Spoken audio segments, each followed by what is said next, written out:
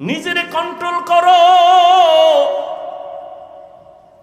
তুমি চাইলে মিথ্যা কথা বলতে পারো, কিন্তু নিজেরে কন্ট্রোল করো, মিথ্যা বলবা না। বিজয়টা তোমার পক্ষে একটু পরেই চলে আসবে। ধৈর্যের সাথে মুসিবত আসছে, তাড়াহুড়া করবা না, নিজেরে কন্ট্রোল করো, আল্লাহর সাহায্য কামনা করো। ধৈর্যের এই গুণটা যদি অর্জন করতে পারো, আল্লাহ তোমাকে দুনিয়া আখিরাতে অনেক পুরস্কার দিবেন। এর মধ্যে দুইটা পুরস্কার দিবেন, বড় দামি, বড় শ্রেষ্ঠ পুরস্কার। দুনিয়ার পুরস্কার শ্রেষ্ঠ যেটা, আল্লাহ বলেন আমি আল্লাহ তার চিরদিনের বন্ধু হয়ে থাকবো। ইয়া আইয়ুহাল্লাযীনা আমানুস্তাঈনু বিস-সাবরি ওয়াস-সালাহ ইন্নাল্লাহা মা'আস-সাবিরিন।